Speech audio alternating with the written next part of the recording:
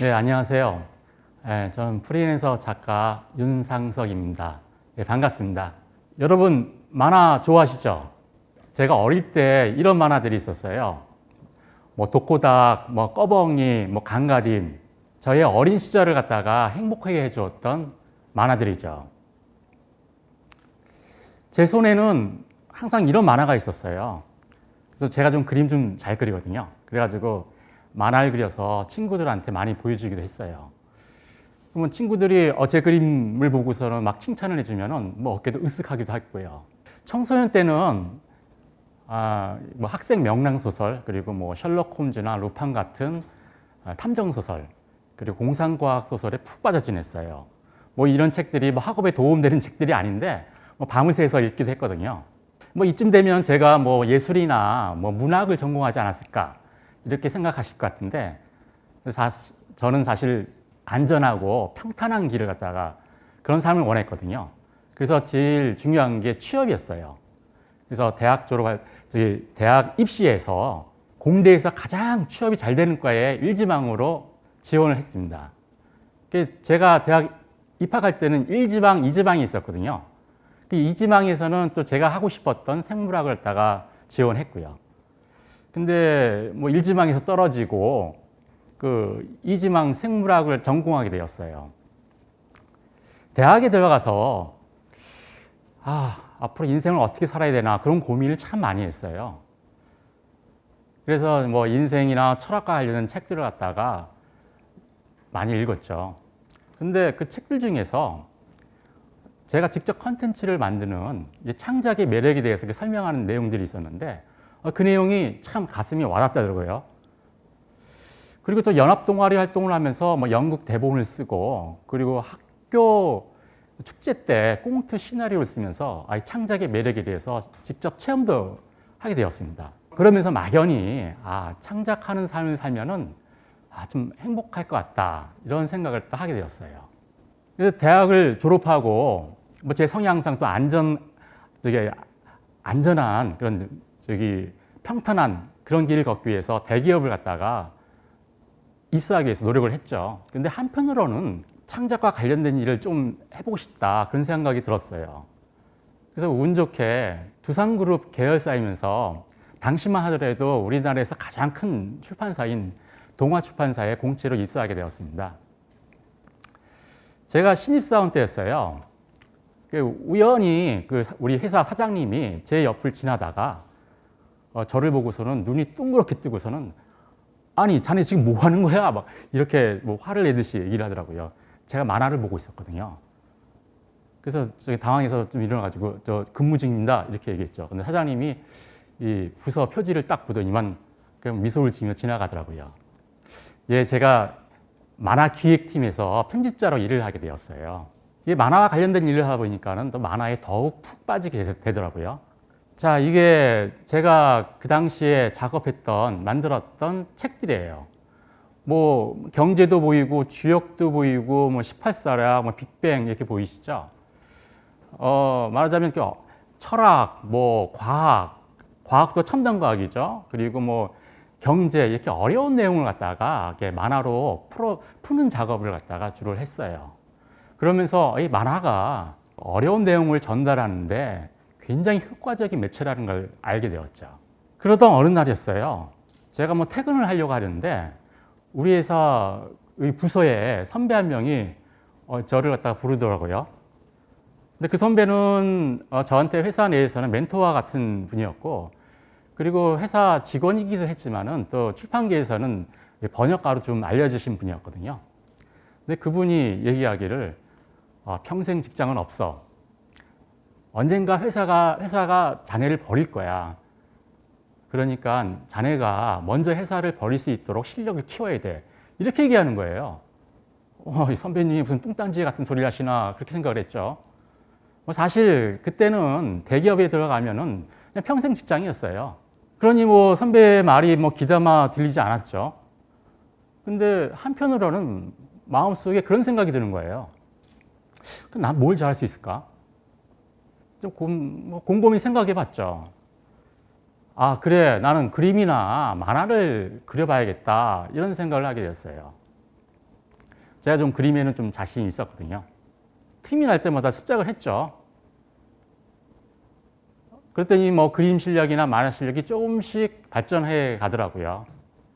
그래서 또 습작한 걸 갖다가 뭐 출판기 지인이나 동료들한테 뭐 보여주기도 했어요. 그런데 우연히 그 제 출판계 지인 중에 한 분이 다른 출판사에 근무하시던 분이었거든요. 자기가 기획하는 소설에 사파를 그려보지 않겠느냐 이런 제안을 하더라고요. 지금 생각하면은 그분은 정말 엄청난 모험을 하신 거예요. 저는 뭐 사파를 그려본 적도 없던 사람한테 그런 제안을 했으니까는.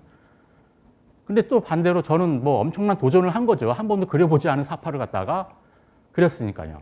그래서 뭐 잘할 수 있을까 고민이 됐지만은 뭐 토요일, 일요일 그리고 또 휴가를 내가지고 그림을 갖다가 그리게 됐죠. 근데 처음 그린 그림치고 나쁘지 않다 이런 평가를 받았어요. 그 이후에 또 두 쪽이나 네 쪽밖에 안 됐지만은 이 잡지에 만화를 연재할 수 있는 기회를 또 얻었어요. 자, 이게 그때 제가 회사를 다니면서 아르바이트로 이게 작업을 했던 뭐 사파하고 뭐 저기 그림들입니다. 뭐 보시면 알겠지만은 저희 미스터2는 저기 두성그룹 사보에 그때 연재를 했던 만화하고요. 지금 보면은 뭐 약간 그림 실력이 좀 형편없어 보이지만은 제가 평생 직업을 갖기 위한 나만의 무기를 갖다가 그때부터 만들기 시작한 거예요. 뭐 시작했다는 게 무엇보다 중요하잖아요. 그런데 이제 그렇게 회사 생활을 하던 중에 갑자기 회사 내에서 구조조정을 한다는 그런 소문이 들리더라고요. 그래서 저는 나름 회사 생활 열심히 했고 그리고 능력도 인정받는다고 생각했기 때문에 뭐 걱정은 안 했어요. 근데 웬걸요? 제가 그 감원 대상자가 포함이 된 거예요. 저뿐만 아니라 우리 부서 전원이 감원이 됐어요. 아예 부서가 없어진 거죠. 근데 이게 우리 회사만이 문제가 아니었어요. 뭐 다른 회사들도 다른 대기업들도 마찬가지였어요. 누구나 들어가고 싶은 대기업에 뭐 감원한다고 그러고 그리고 어떤 대기업은 도산까지 해버렸어요. 나라가 엉망이 된 거죠. IMF 구제금융을 받은 외환위기가 터진 거예요. 말하자면 그 선배의 말이 현실이 되었죠. 저는 아직 평생 직업을 갖기 위한 무기를 만들지도 못했는데 회사를 그만두게 됐어요. 회사를 나오니까는 사람들이 저를 갖다가 뭐 편집자로만 보지 나름대로 그 아르바이트로 작품 활동을 했었는데 작가로는 전혀 보지를 않더라고요. 뭐 당연해요. 아르바이트 수준의 작품이었으니까는. 그래서 저는 어쩔 수 없이 이제 직장을 찾기 위해서 막 노력을 했죠. 그렇게 노력하던 중에 우연히 기회가 찾아와요. 어떤 일간 신문지에 법률 만화가 연재되고 있었는데 그 법률 만화에 글을 쓰시는 분이 뭐 못 쓰겠다고 어떤 사정이 생겨서 못하게 되었고 대신 그 글을 써보라는 제안을 받게 되었어요. 그 기회를 잡기 위해서 노력을 했고 또 연재를 하게 되었죠. 그런데 또 연재 중에 어린이 학습 만화에 글을 써보라는 또 제안을 또 받게 되었어요. 뭐 처음 써는 어린이 만화 학습 만화에 글이지만은 뭐 어떻게 그 작품이 운이 좋았는지 책이 뭐 재밌었는지 뭐 대형 서점 그 당시만 해도 대형 서점 하면 교보문고였거든요. 교보문고 어린이 부분 베스트셀러 순위에 오르더라고요. 완전히 자신감이 생겨가지고 더 이상 직장을 갖다가 찾아보지를 않게 되었어요. 그리고 이제 작가의 길을 갖다가 걷게 되었죠. 그 다음에 이런 청탁이 들어왔어요. 성인 교양 만화에 만화 콘티와 이제 만화까지 그려달라는 제안이었거든요. 근데 성인물은 좀 페이지가 두껍잖아요. 한 250페이지 되는데 그걸 잘할 수 있을까? 그리고 그러니까 어떤 내용이냐면은 신문에 경제 기사를 갖다가 쉽고 재미있게 그 만화로 전달하는 그런 내용이었거든요. 뭐 잘할 수 있을까 고민을 했지만은 한 6개월 정도 노력한 끝에 뭐 작품을 완성했죠. 근데 또 이것도 독자들의 반응이 좋았어요. 그래서 대형 서점 경영경제 부분의 베스트셀러에 또 순위에 또 올랐습니다. 이렇게 뭐 그러면서 작가 길을 갖다 쭉 걷게 되었죠. 뭐 주로 이제 어린이 학습 만화에 글을 쓰고 또 교양 만화에 뭐 사파나 뭐 이렇게 만화를 가끔 그리면서 한 4년 정도 지났나? 근데 두산동화에서 다시 연락이 또 왔어요. 두산동화는 동화출판사가 이름을 바꾼 거예요. 두산동화로. 다시 재입사해서 어린이 학습 만화와 교양 만화를 만들어 볼 생각이 없느냐. 이런 제안을 한 거예요. 뭐 가서 진짜 그림을 그리고 글 쓰라는 얘기가 아니라 기획을 하고 편집을 하라는 얘기죠. 당연히 뭐 거절을 해야 되는데 고민이 되더라고요. 사실 프리랜서 작가라는 게 수입이 또 불규칙하고 그리고 또 뭐 일이 막 모일 때도 있지만 또 일이 없을 때도 있거든요. 또 그때 뭐 우리 애가 태어나고 막 그랬으니까는 근데 제가 일이 없고 뭐 일이 막 꼬이고 그럴 때 잠자리에서 꿈을 가끔 꿔요. 어떤 꿈을 꾸냐면은 다시 회사에 출근해 가지고 동료들과 함께 뭐 편안하게 또 즐겁게 일하는 꿈을 갖다가 가끔 꾸거든요. 그러니까 옛날에 그런 추억이 있어서 그런지 생각해 보니까 제 무의식 속에는 아직까지 이 평생 직장에 대한 꿈이 있었던 거예요. 그래서 다시 두산동화에 재입사를 하게 됩니다. 근데 재입사를 해보니까 이게 완전히 분위기가 바뀌었더라고요. 이제 평생 직장을 바라볼 수 있는 그런 분위기가 아니었어요. 아마 이게 그 외환위기를 겪고 난 그 대기업의 대부분의 모습이었을 거예요. 근데 또 제가 회사에 다시 입사했던 걸 모르는 출판사들은 또 원고 청탁을 해오더라고요. 고민이 됐는데 그 청탁을 거절할 수가 없겠더라고요. 그래서 토요일, 일요일 이 작업을 계속했습니다. 뭐 그렇게 만 5년 동안 그 회사 생활 그리고 아르바이트 생활을 하면서 있다가 다시 두산동을 나오게 되었고요. 그러면서 이젠 평생 직장에 대한 꿈은 완전히 접어버리게 되죠. 자, 이게 아까 얘기했던 경제기사 따라잡기라고 뭐 그림이 처음 아르바이트를 했을 때 그림보다는 발전했지만은 아직까지는 그렇게 뭐 뛰어나다 이렇게 얘기할 수가 없죠. 자, 근데 이제 두 번째 작가 생활에 딱 들어섰을 때 그런 생각을 해봤어요. 이제 내가 하고 싶은 일을 해야겠다. 하고 싶은 일이 무엇이냐? 순수 창작 만화예요. 작가라면은 순수 창작 만화에 대한 욕심이 있거든요. 뭐 만화뿐만 아니라 다른 쪽도 마찬가지예요. 순수 창작물에 대한 욕심이 있어요. 그래서 뭐 그 순수 창작을 제 나름대로 작품을 만들어 가지고 그 분야의 뭐 지인들한테 보여주고 막 그랬죠.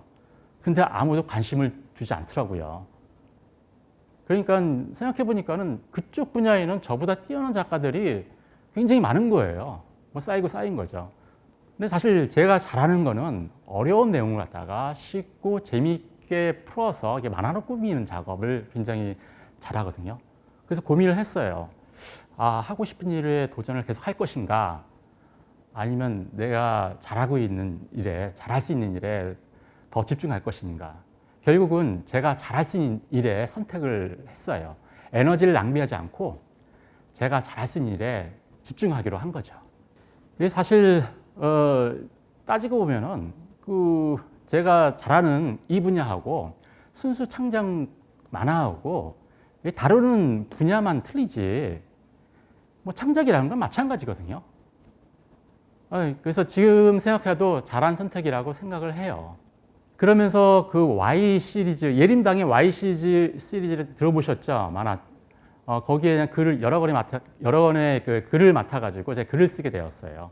그래서 어린이들한테 호응도 굉장히 좋았고요. 근데 가끔 그런 질문을 받았어요. 만화도 그리는데 왜 Y 시리즈에 그 만화는 그리지 않으시냐, 왜 글만 쓰시냐, 그런 질문을 받는데 만화에도 장르가 여러 가지거든요. 이연복 교수님의 먼 나라 이웃 나라 시리즈 아시죠? 그거하고 그 Y 시리즈의 만화를 갖다 비교해 보세요. 완전히 그 차이를 금방 알 수 있을 거예요. 저는 사실 먼 나라 이웃 나라 스타일의 그림을 그리거든요. 제 그림 스타일이에요. 이게 다산의 예두에서 나온 만화 통세계사 5권짜리 책인데 제 그림이 보시겠지만은 이걸 나레이션 만화 스타일이라고 하는데 이런 스타일을 갖다 주로 그리거든요. 사실 저는 Y 스타일의 그림을 그려본 적이 없어요. 만약 그거에 도전을 해보겠다 하면 또 그 엄청난 또 노력과 시간이 투자되겠죠. 그래서 그림도 제가 잘할 수 있는 일에 집중하기로 한 거예요. 이제 첫 번째 프리랜서 생활을 할 때 베스트셀러를 내본 적이 있었잖아요.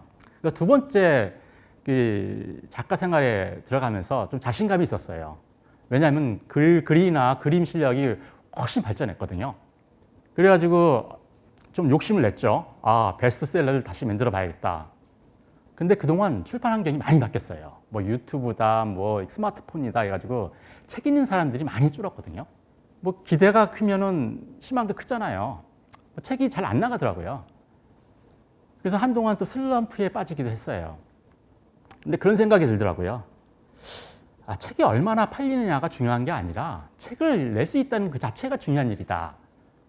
왜냐하면은 살아가면서 다른 사람들한테 영향력을 끼친다는 게 굉장히 어려운 일이잖아요. 근데 저는 책으로 독자들한테 영향력을 미친다고 생각해요. 그러니까 제 책 내는 그 자체가 소중하고 굉장히 가치 있는 일이다. 이렇게 생각을 하게 되었어요. 그러면서 좋은 책을 만드는데 더 제 관심을 기울여야겠다. 그렇게 생각을 하고 책이 얼마나 팔리느냐에 대해서는 이거 솔직히 제가 관여할 수 있는 영역도 아니거든요. 그래서 관심을 줄이기로 했죠. 쉽게 얘기해서 마음을 비운 거예요. 그랬더니 마음이 편해지더라고요. 그리고 또 한편 제가 잘할 수 있는 어려운 걸 쉽게 재미있게 꾸미어서 많은 사람들이 그 분야에 접근할 수 있도록 돕는 일이라면 무엇이든지 해야겠다 그런 생각을 했어요. 그러면서 다양한 분야의 도전을 시작했죠. 그러면서 신문에 뭐 과학과 인문의 만남이란 주제로 글을 연재하기도 했고, 그리고 또 어려운 과학 내용을 갖다가 쉬운 글과 재미있는 사파로 꾸며가지고 사이언스 타임즈에 연재하기도 했어요. 이게 사이언스 타임즈에 연재했던 제 글 목록들이거든요. 저는 사실 전문적인 지식을 전하는 게 아니라 어려운 내용을 갖다가 쉽고 재미있게 꾸미는 그런 작업을 해요. 그러다 보니까는 다양한 분야의 원고 청탁이 와요. 그래서 어떤 경우에는 제가 한 번도 접해보지 않은 아주 새로운 분야의 원고 청탁이 오죠. 그러면은 그 분야에 대해서 새로 공부를 또 해야 되고 자료조사도 또 새로 해야 되고 시간이 많이 소비되죠. 그래서 그런 청탁이 오면은 옛날에는 굉장히 꺼려했는데 아주 요즘은 즐거운 마음으로 그런 청탁을 받아들이고 있습니다. 왜냐하면요, 뭐 새로운 걸 배운다는 것이 참 사람을 행복하게 하더라고요. 저는 또 이 원고료를 받으면서 원고를 쓰면서 이 새로운 걸 또 공부할 수 있잖아요. 아주 큰 행운이죠. 그리고 또 이런 청탁을 또 받을 때가 있어요. 제가 공부를 해보고 싶고 알아보고 싶은 분야인데 한 번도 기회가 없어가지고 시간이 없어서 공부 못했던 분야가 있어요. 근데 그런 분야에 대한 원고 청탁이 올 때가 있어요. 그러면 아주 기쁜 마음으로 그 원고 청탁을 받아들이죠. 출판사에서 인공지능을 갖다가 쉽고 재밌게 좀 꾸며달라는 원고 청탁을 받은 적이 있어요. 제가 인공지능에 대해서 좀 관심이 있어서 공부를 하고 싶었는데 기회가 전혀 없었거든요. 너무나 기뻤죠. 그래서 한동안 인공지능에 푹 빠져가지고 공부를 하면서 원고를 썼던 기억이 나는데, 그래서 Y 인공지능을 갖다가 썼던 기억이 나요. 다른 사람들은 그 인공지능을 배우기 위해서 뭐 돈을 내고 시간을 내고 학원을 다니면서 공부를 했잖아요. 그래서 저는 원고료를 받으면서 인공지능을 공부한 거예요. 이게 어려운 걸 갖다가 쉽고 재미있게 꾸미는 저 같은 작가의 특권이 아닌가 그렇게 생각해 봅니다. 저는 가끔 그런 생각을 해봐요. 제가 앞으로 죽을 때까지 몇 권의 책을 쓸 수 있을까? 그래서 한 번은 제 손을 거쳐간 책들을 쭉 세어봤거든요. 그랬더니 한 60여 권이 되더라고요. 그래서 제 나이를 생각했을 때 100여 권은 채울 수 있겠다 이렇게 생각을 했어요. 그래서 열심히 원고를 쓰다 보면은 언젠가는 100번째 책에 원고를 쓰고 있지 않을까. 그렇게 원고를 쓰는 동안은 뭐 창작도 하고 그리고 뭔가 배울 수 있어서 행복할 것 같아요. 그리고 마지막에는 그래, 그 정도면은 참 인생 잘 살았어. 이렇게 말할 수 있을 것 같아요. 돌이켜보면은, 제 인생을 돌이켜보면은 저는 참 소심하고 모험심이 없어가지고 안전하고 편한 길만 걸으려고 했던 것 같아요. 근데 뭐 창작의 꿈이 생겼고 그 꿈을 이루기 위해서 새로운 길을 갖다가 찾았던 것 같아요. 그리고 그 길을 단거리 달리기 선수처럼 아주 빨리 달리지 못했지만은 꾸준히 그리고 성실함으로 마라톤 선수처럼 뛰었던 것 같아요. 그래서 기회가 오면 도전했고 이제 포기해야 될 때가 되면 과감하게 포기할 수 있는 용기를 내었죠. 그리고 저는 지금 그 길을 갖다가 아주 편안한 마음으로 걷고 있습니다. 지금까지 제 얘기를 들어주셔서 감사합니다.